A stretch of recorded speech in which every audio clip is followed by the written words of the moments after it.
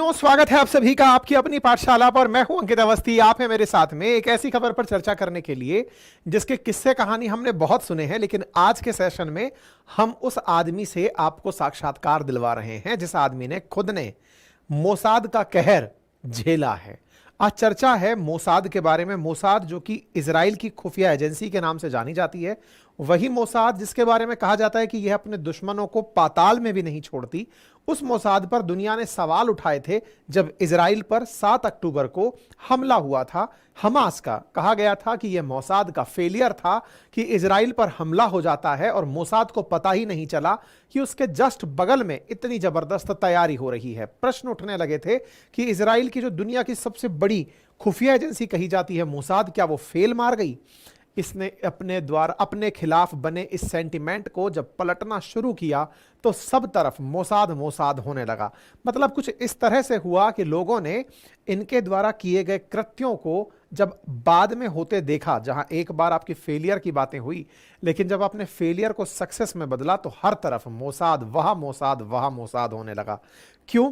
क्योंकि चाहे इस्माइल हानिये की मौत हो, ईरान में बैठे हमास के लीडर की मौत हो, या फिर हिजबुल्ला के नेता नसरल्ला की मौत हो, साथ ही साथ चाहे पेजर धमाके हों, हर तरफ एक ही बात कि मोसाद ने कमाल कर दिया है।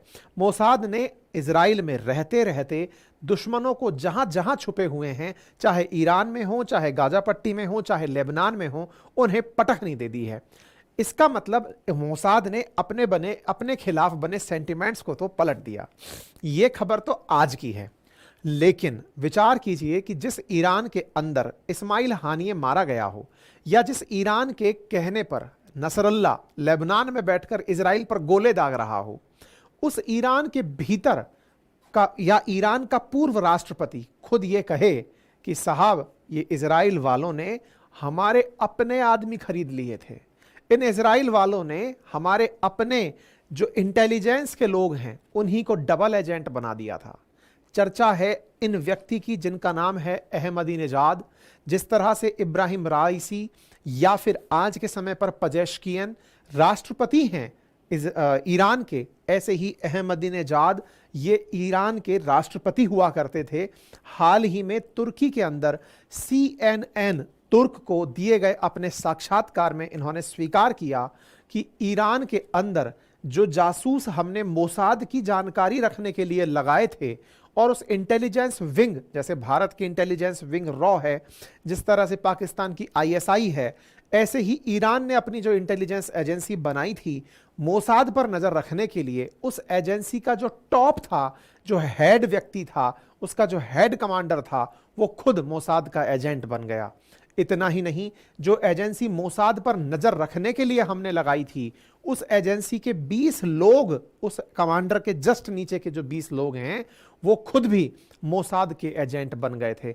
ना केवल एजेंट बने, बल्कि उन्होंने ईरान के परमाणु कार्यक्रम के सारे दस्तावेज निकालकर इजराइल को सौंप दिए।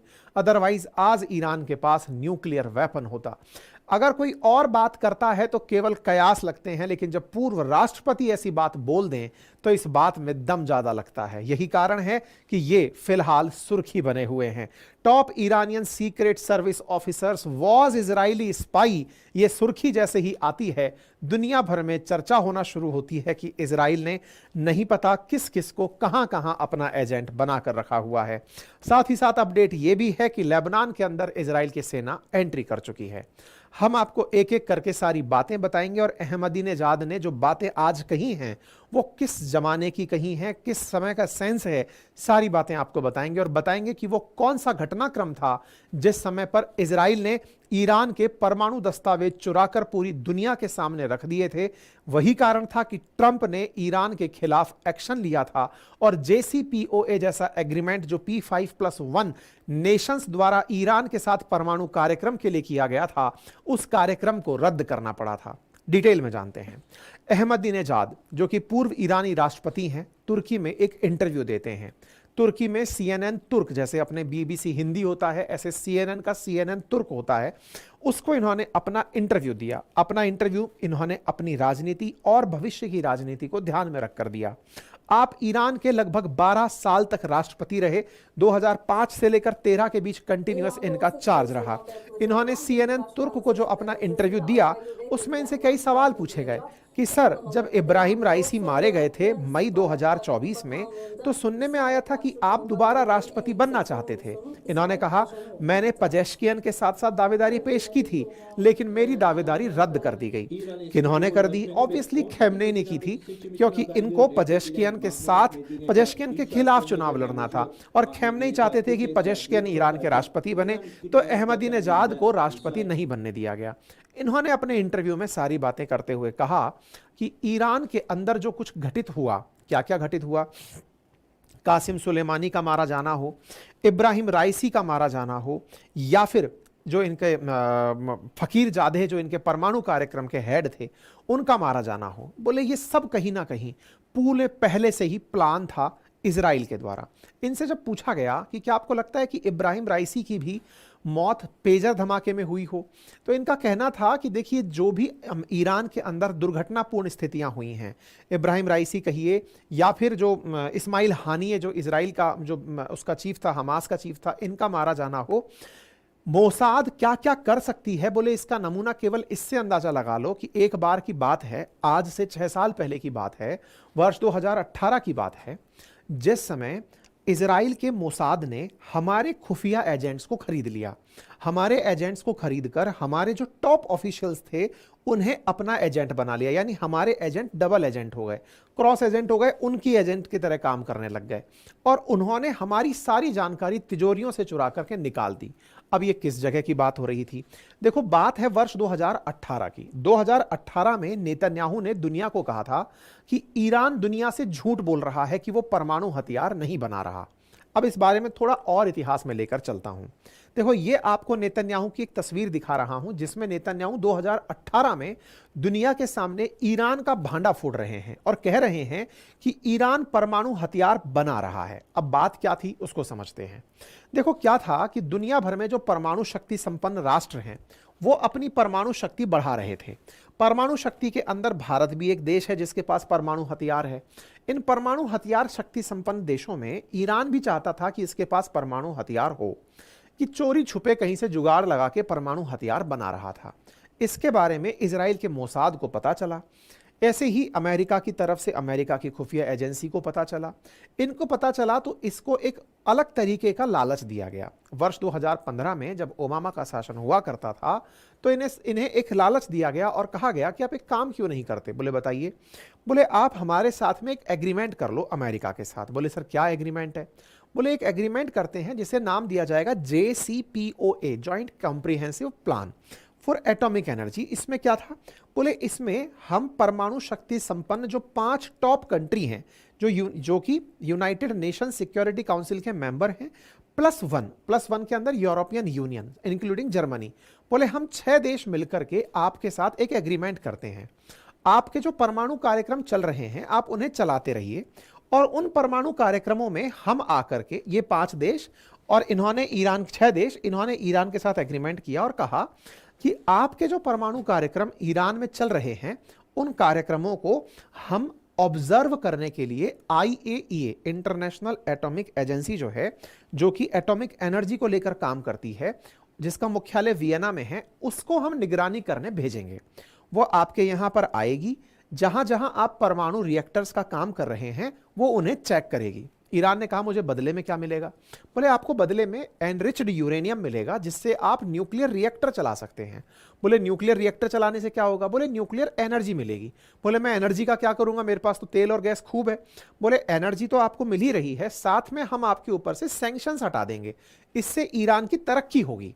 ईरान ने लगा कि यार कम से कम चलो इनसे दुश्मनी मोल लेने से अच्छा है दोस्ती कर लेते हैं। ईरान ने दोस्ती कर ली। इजराइल को यह दोस्ती पसंद नहीं आई क्योंकि ईरान और इजराइल एक दूसरे के कट्टर दुश्मन थे। इजराइल ने कहा कि अमेरिका ने बहुत बड़ी गलती कर ली इसके साथ दोस्ती करके। बोले क्यों? बोले अब तो ये यूरेनियम जो इसको मिलेगा उसका भी न्यूक्लियर बम बनाएगा, क्योंकि एनरिच यूरेनियम ही न्यूक्लियर बम में चाहिए होता है। आप इसको रिएक्टर के लिए देंगे, ये बम में उसको उपयोग में ले लेगा। चलिए कोई बात नहीं, लेकिन इजराइल को अपनी बात को सत्य सिद्ध करना था। तो इजराइल ने क्या किया, 2017 में अपने खुफिया एजेंट्स को कहा कि ईरान के खुफिया एजेंट्स को खरीदो। ईरान के खुफिया एजेंट्स को खरीदा गया और उन्हें खरीद करके इस तरह से कन्वर्ट कर दिया गया कि वो इजराइल के लिए काम करने लगे। और कहा गया कि देखो अब तुम्हारे ऊपर कोई डाउट नहीं है, क्योंकि तुम्हारी और अमेरिका की मित्रता हो चुकी है, तुम्हारे ऊपर कोई सैंक्शन नहीं लगा हुआ है। तुम एक काम करो, अब ये ढूंढ कर लाओ कि क्या ईरान वाकई में न्यूक्लियर बम बनाना चाहता है। उन लोगों ने पूरी खोजबाल करके वो जानकारी जुटा ली जहां ईरान के तिजोरियों में हजारों कागज रखे हुए थे न्यूक्लियर बॉम्ब को बनाने के, जहां ये सीक्रेट जगह थी जहां पर बम बन रहा है, उसकी सारी लोकेशंस रखी हुई थी। इजराइल ने अपने खुफिया एजेंट्स से, ईरान की मदद से, ईरान के खुफिया एजेंट्स की मदद से आज से 6 साल पहले वो सारे दस्तावेज चुरा लिए। अब सुनो, ये दस्तावेज चोरी हुए और इन दस्तावेजों को चोरी करके जो ये बेंजामिन नेतन्याहू हैं, इन्होंने चोरी करके इजराइल मंगा लिया और इजराइल मंगाकर दुनिया के सामने सारे दस्तावेज खोल के रख दिए कि देखो तेहरान के अंदर फला जगह से हमारे द्वारा वेपन वो डॉक्यूमेंट्स लाए गए हैं, डॉक्यूमेंट्स लाए गए हैं। और दुनिया का कोई भी देश अगर आकर हमारे पास इन डॉक्यूमेंट्स को चेक करना चाहता है तो ये सारी की सारी मैं पीपीटी चला रहा हूं, देख लो इन लोगों ने क्या किया है। भाई साहब, ट्रंप तब सरकार में आए थे। ट्रंप ने 1 लाख से अधिक पेज वाले इस दस्तावेज को कंफर्म किया कि यार ये तो गजब कारनामा कर दिया, आप उनके न्यूक्लियर डॉक्यूमेंट चुरा कर ले आए।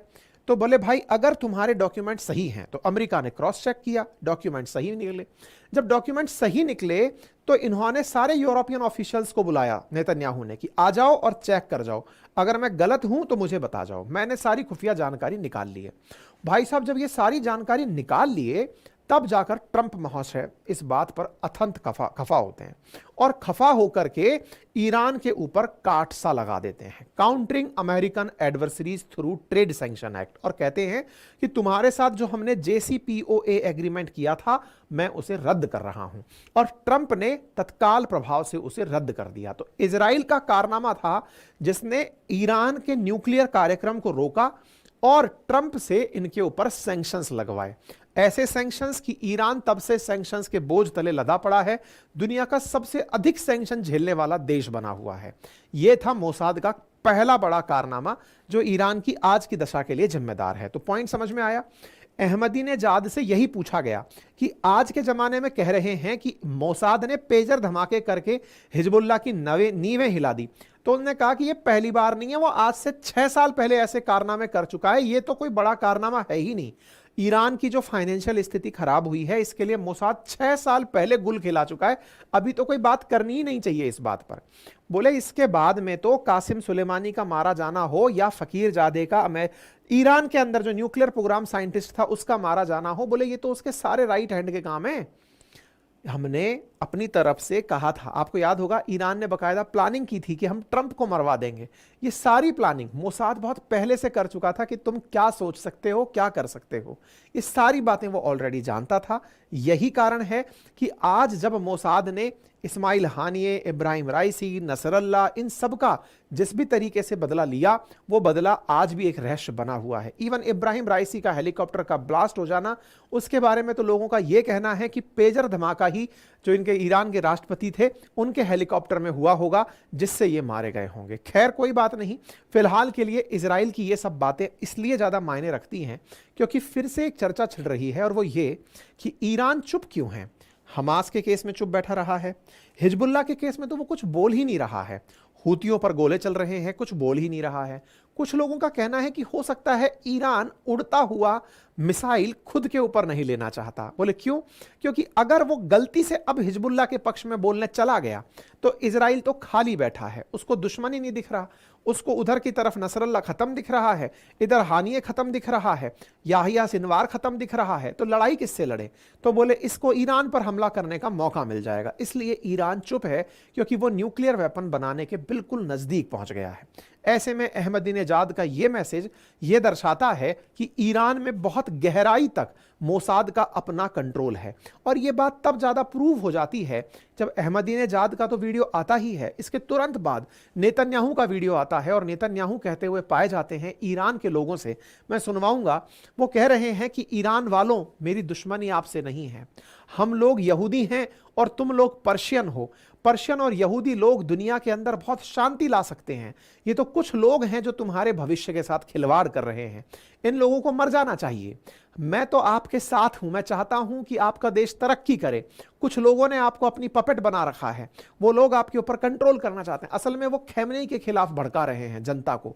मतलब सोचो, उधर वो लेबनान से झगड़ा चल रहा है, उससे अब फ्री हो लिया वो, अब उसका अगला टारगेट ईरान है। ईरान की जनता से वार्ता कर रहे हैं आज इजराइल के नेतन्याहू, और कह रहे हैं कि देखो तुम अपने आप से समझ लो, क्योंकि अल्टीमेटली तुम्हारे जो नेता हैं उनका कोई मतलब नहीं है, वो तुम्हें खामखा बहुत पीछे धकेल रहे हैं, उनको खत्म करते हैं। और मैं आपको बता दूं, मोसाद ने जो कर दिखाया है उसे देख करके तो अब ये डर लगने लगा है कि शायद वो खमेनी का भी इलाज ढूंढ के बैठे हों कि इसका इलाज क्या करना है। और अगर ऐसा कुछ होता है तो इसमें कोई अतिशोक्ति अलंकार नहीं होगा। जिस तरह से नेतन्याहू इस समय बयान दे रहे हैं, लगता है कि वो मिडिल ईस्ट के अंदर अपने सारे दुश्मनों से बदला लेकर रुकने वाले हैं। ठीक है, खैर एनीवे, इनकी इस न्यूज के आने के बाद दुनिया भर के मीम्स चालू हो गए, लोग मजे लेना शुरू कर दिए कि साहब ईरान वालों तुम तो अब क्या ही लड़ोगे, तुम्हारे एजेंट्स खुद डबल एजेंट हो गए थे, ये तुम्हारे खुद पूर्व राष्ट्रपति बोल रहे हैं, तो अब तुमसे कुछ पूछने की बात नहीं होनी चाहिए। फिर चाहे जो भी हुआ हो वो सब तुम्हारे लिए छोटी मोटी बात है, लोगों का मरना केवल एक मजाक है। ठीक है, भारत के अंदर जब भारत के वो हैं थल सेना अध्यक्ष हैं, उनसे पूछा गया कि सर ये बताइए कि जो इन्होंने पेजर अटैक किया इसको क्या कहेंगे आप।